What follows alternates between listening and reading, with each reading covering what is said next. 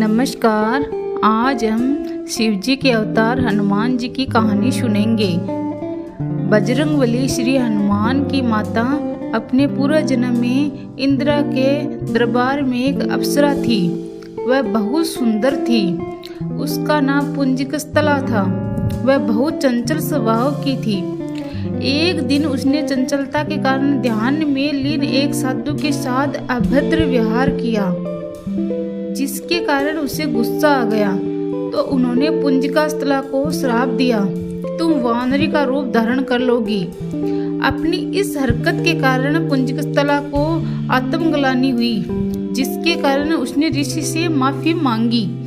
ऋषि ने पुंजिकस्थला को कहा कि हालांकि तुम वानरी का रूप धारण कर लोगी, लेकिन तुम बहुत तेजस्वी होगी और भगवान शिव शंकर के अवतार को जन्म दोगी। इसके बाद एक दिन इंद्र ने पुंजिकस्थला से प्रसन्न होकर कहा कि तुम जो चाहो वह मुझसे मांग सकती हो। पुंजिकस्थला ने इंद्रदेव को बताया कि कैसे ईश्वर ने उसको श्राप दिया, जिससे वह जब भी किसी युवक की ओर आकर्षित होगी तो वह वानरी का रूप धारण कर लेगी।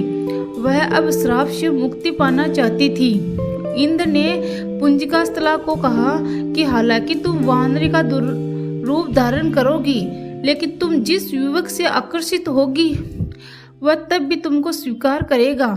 जब तुम शिव शंकर के अवतार को जन्म दोगी तो तुमको इस श्राप से मुक्ति मिल जाएगी।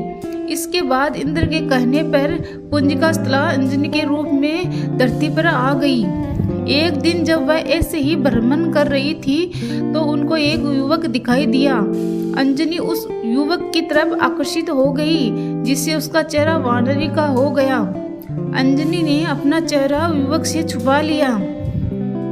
जब वह युवक अंजनी के पास आया तो उसने अंजनी से अपना चेहरा दिखाने को कहा।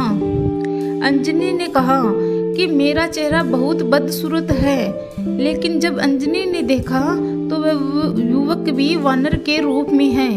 युवक ने अंजनी को बताया कि वह वानर राज केसरी है। वह जब चाहे तब मनुष्य का रूप धारण कर सकता है। इसके बाद अंजनी को केसरी से प्रेम हो गया और उन दोनों ने विवाह कर लिया।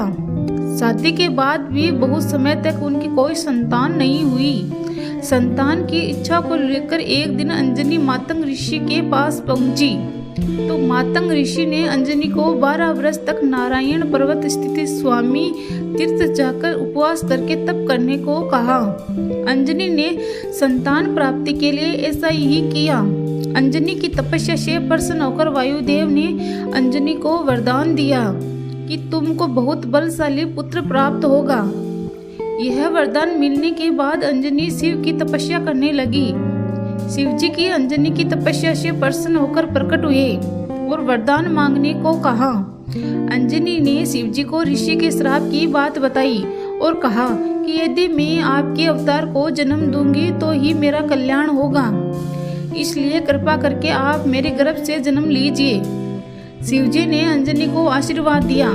इसके बाद शिवजी ने हनुमान के रूप में अंजनी के गर्भ से जन्म लिया।